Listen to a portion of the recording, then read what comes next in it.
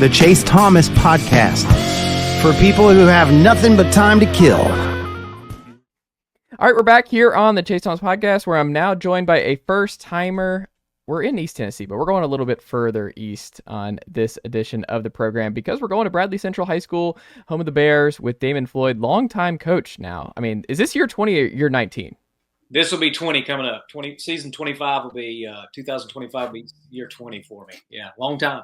Does it feel like 20 years? No, it seems like it wasn't long ago. Years just go by really quick. But when I look in the mirror and I see the gray hair, then I know it's been 20 years. Hey, count your blessings on the hair part of it, though, because it could be no hair to look at. That and is it's true. just like one of those gradual things. So you'll take the gray, right? Yeah. When you look at, your first year to now, like what would you say people around you who've known you for all these 20 years are like, man, Coach Floyd has changed a lot here. This is not what I remember when he first got started. Is there something you would guess that they might throw out there? I don't know. That's hard to say because me personally, I don't think I've changed a whole lot. I mean, the game has changed and what we do now as a program has changed, with social media and all that stuff. Because back when I started, there's a whole lot of stuff you didn't have to worry about that you do have to worry about today. Mm-hmm. So I don't think as much as I've changed, I try to be just, who I am and stay true to that. And of course, some people like it and some people don't, but that's part of life. But no, I don't think I've changed very much. But like I said, I think the game has changed. What's the biggest change from when you first started 20 years ago to now? Purely football-wise. So not social media, because that would be just football, like in terms of just the game itself. I think the depth that you get into in high school now, so the schemes, they're so sophisticated. The kids know so much more now than we did 20 years ago. Back then we ran, maybe one or two coverages, and now you're seeing a bunch of sophisticated offenses, defenses, and just the knowledge of and we play in a really good league. Mm-hmm. So there's some really good coaches, but I think the knowledge of the kids is probably the biggest thing. They really do understand and grasp, what's going on and what we're trying to attack or how they're trying to attack us. So I think it's without a doubt the schemes. Has this offseason been particularly different based on what you saw last year? Because obviously, you 13-0 for the first time since 1976, I want to say. 2 years ago, last year, the wins and losses, it just doesn't go your way ultimately. But when you think about this offseason, and we're now here going into May, have you changed things up based on what you saw last year? Has it been kind of was it this past offseason just a lot of reflection in terms of what happened in 24 versus 23? Well, obviously, two totally different teams as far as talent. We were very talented the 2023 season, and we did not have the talent last year. But our kids played extremely hard. We had some tough losses. I think we had 6 games with maybe 1-score losses.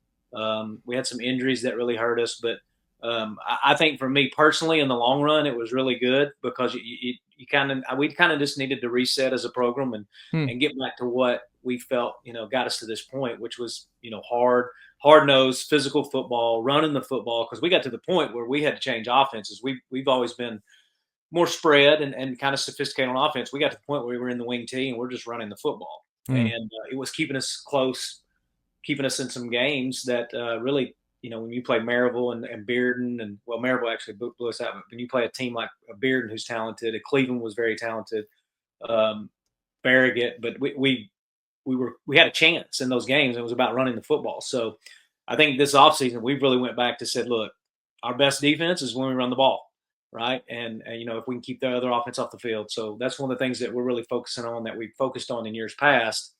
And then we were talented, so we like to throw it around and get our playmakers the ball and have some fun. So I think the biggest thing is you got to run the football to win. If you look at Oakland, over the years, they're going to run the football.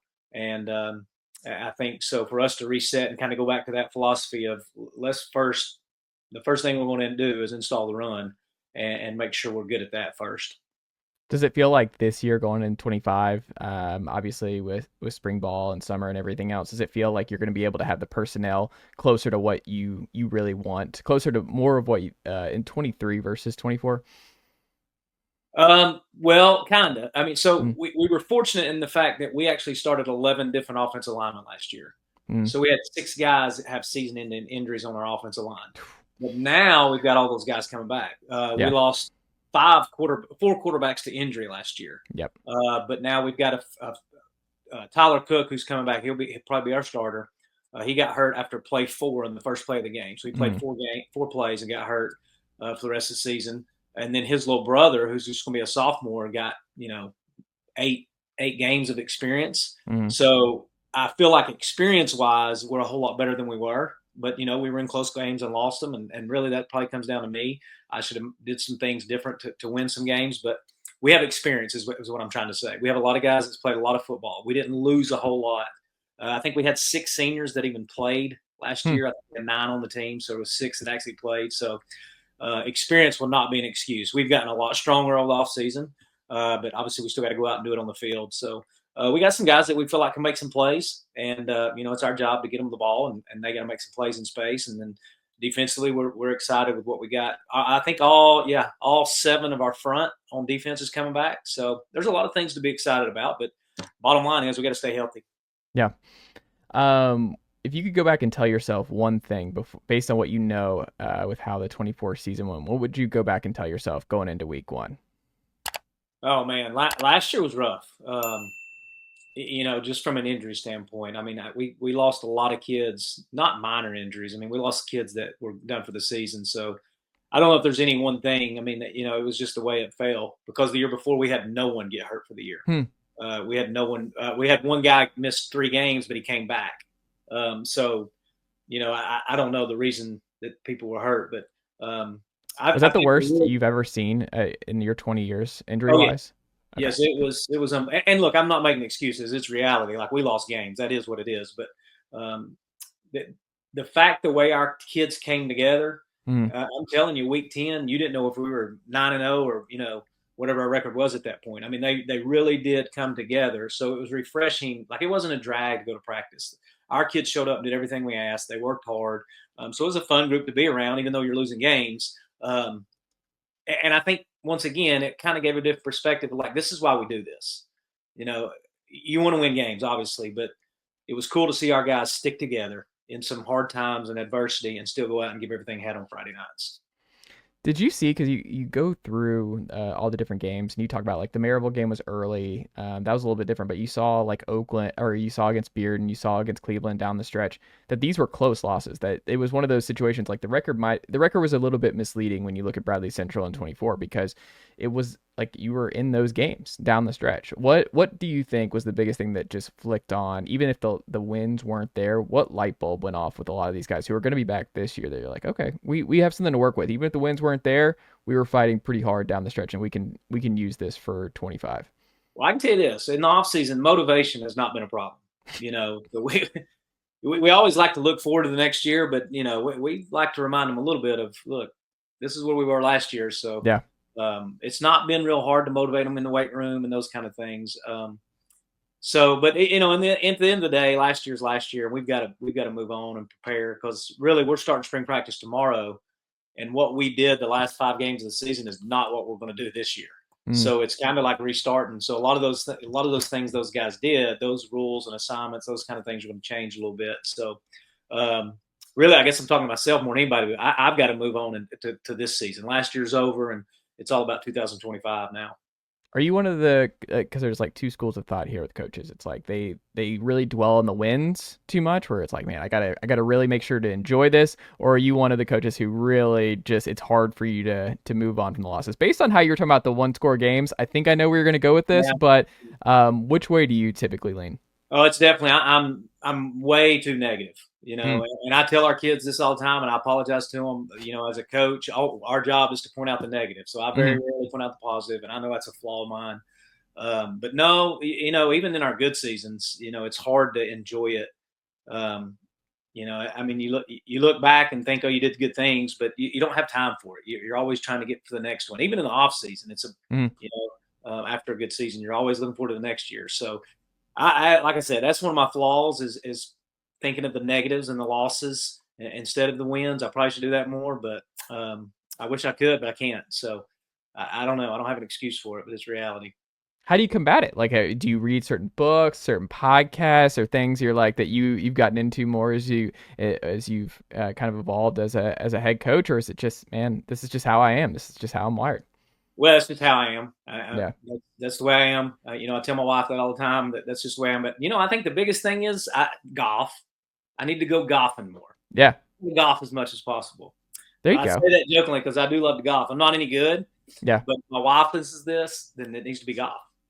So is that where, like, when Coach Floyd calls it quits, like, we're going to find him all over the golf course? That feels like your next step. Oh, that'd be awesome. Yes, I love to play golf.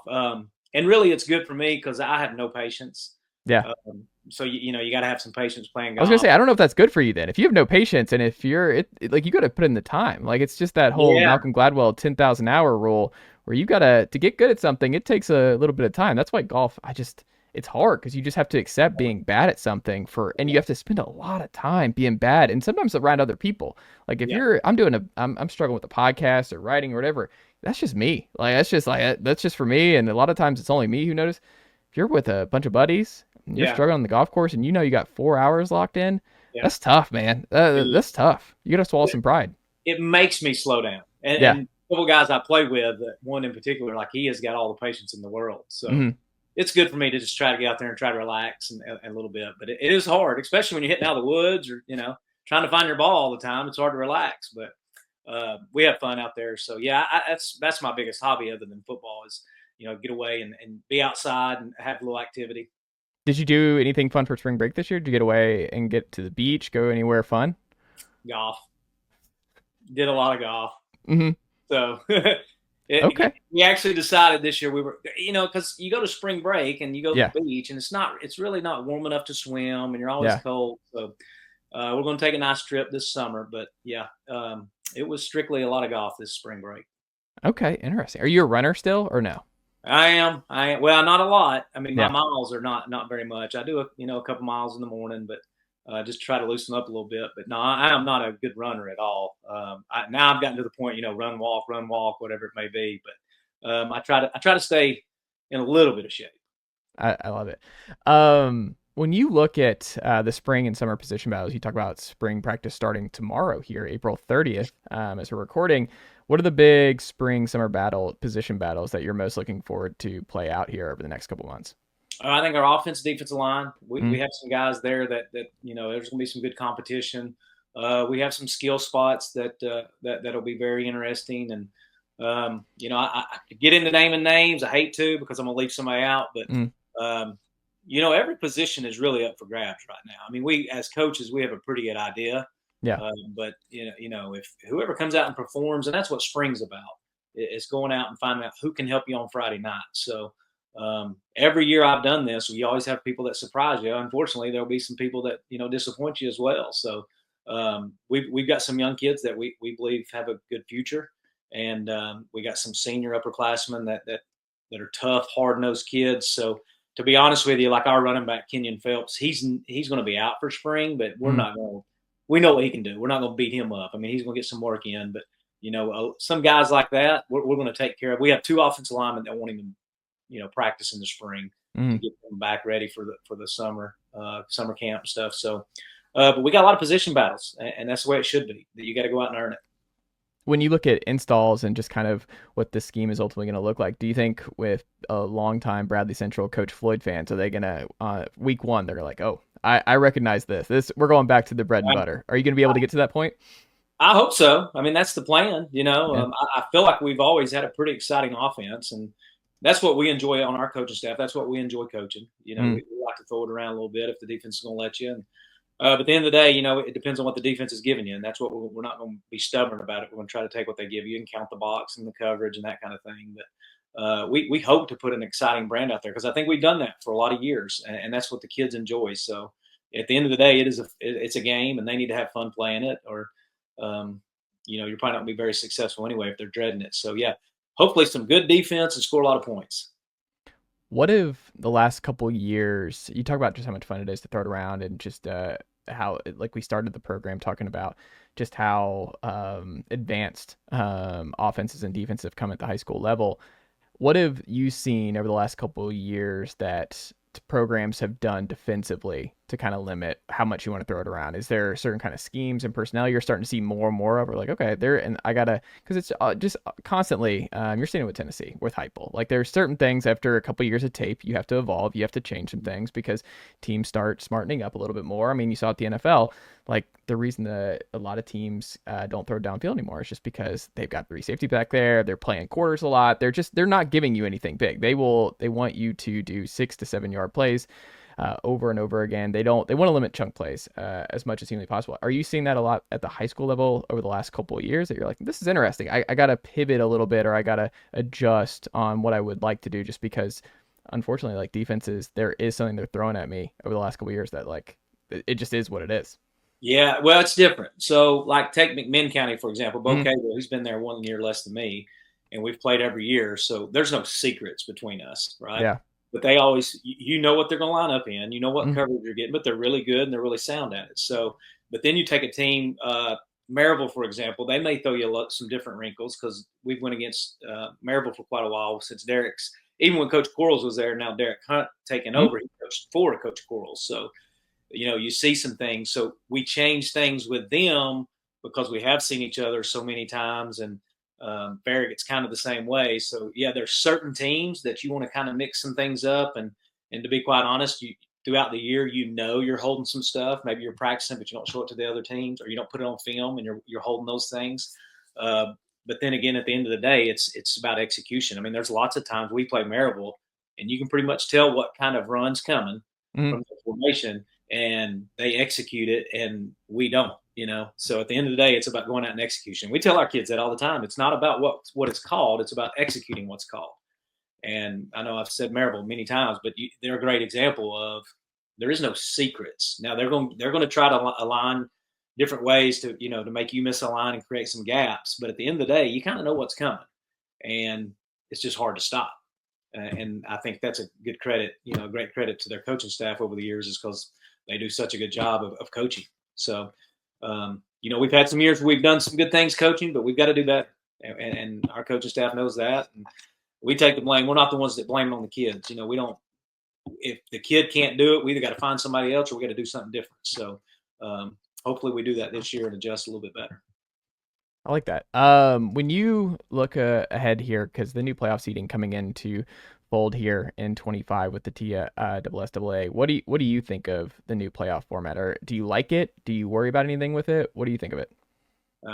We got to get there first. So, you know, as long as we're there, we really don't care. Now, if we get there and you draw Oakland first, that's probably not good. But no, as long as we're there, we're happy. And, you know, actually last year was the first time we missed the playoffs in 15 years. Yeah. So we've got to get back to that. And I honestly, I don't know the format. I know it's different. I've not really looked at it to tell you all the details of it. So I guess my answer would be, let's just get there, and then we'll work again.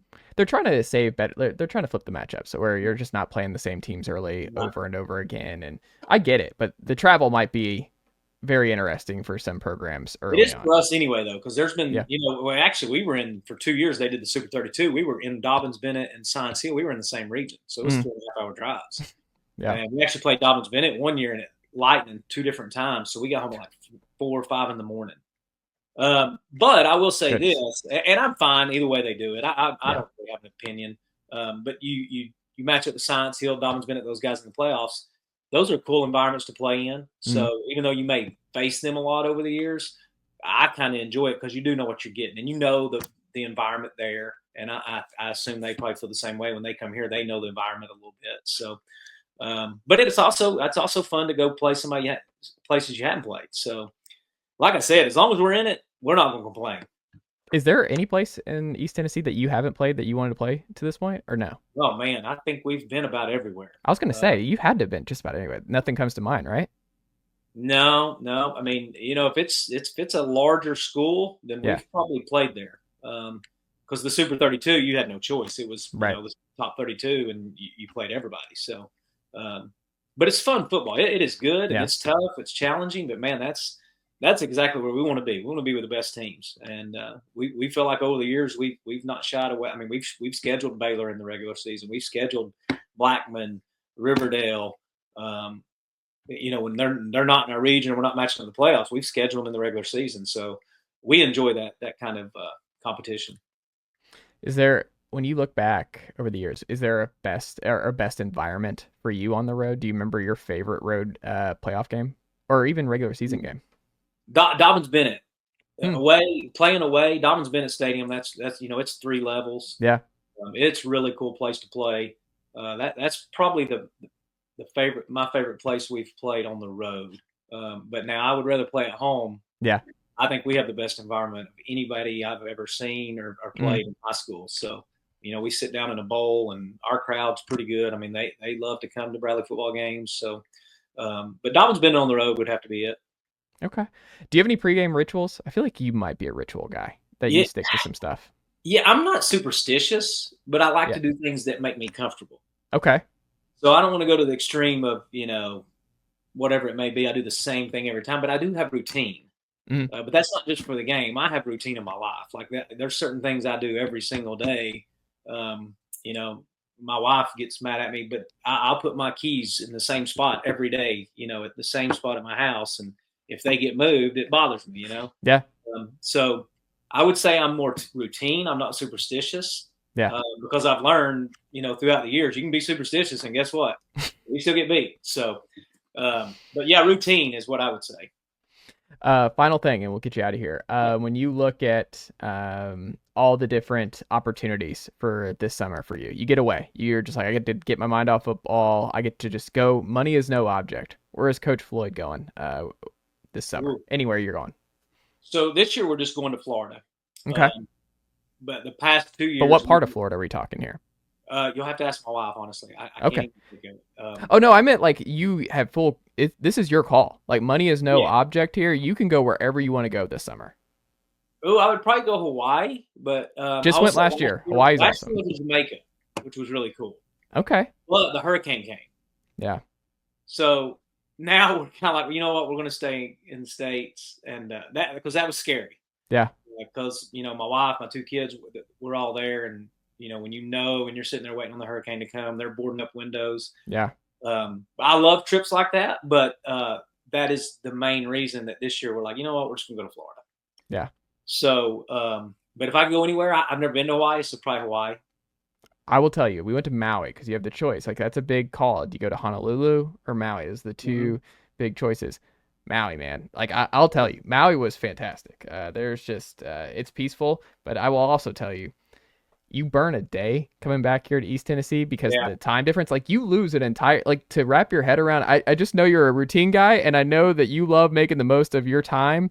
You're going to have to like get yourself okay with burning an entire day. Like you are going to leave and you're going to travel across the country and you're going to lose hours, and then you're going to get to and you're going to be like, what was that day? I didn't do anything except travel from sun up to sundown. And it's hard to deal with because you just lose so much time. It doesn't feel like it because you're going backwards, or going forwards. Yeah. So it's great when you go there because you're like, wow, we're here and it's like 9 a.m. and I got still the whole day ahead of me. Man, when you come back, I'll tell you, like, you're not ready for it. When you get back from Hawaii, you're like, man, what happened? Like, I burned a day of my life. I don't get it back. You're literally making me not want to go. I'm sorry. I knew I probably shouldn't have said this, but I'll tell you, the time there is great. It's just get ready for the day back. It's one day, but the day back is an interesting time.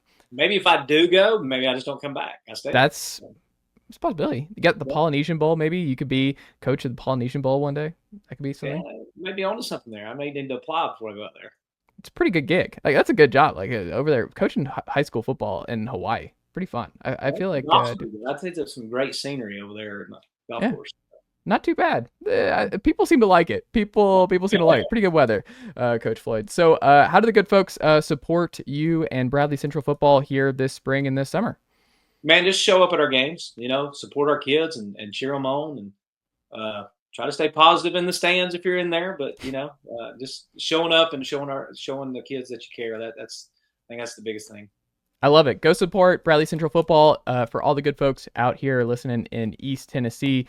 Coach Floyd, this was great. I appreciate you making the time tonight. We'll have to check back in again soon. Sounds good. Thanks, Chase. Nicely done, nephew. The Chase Thomas Podcast. Hell yeah.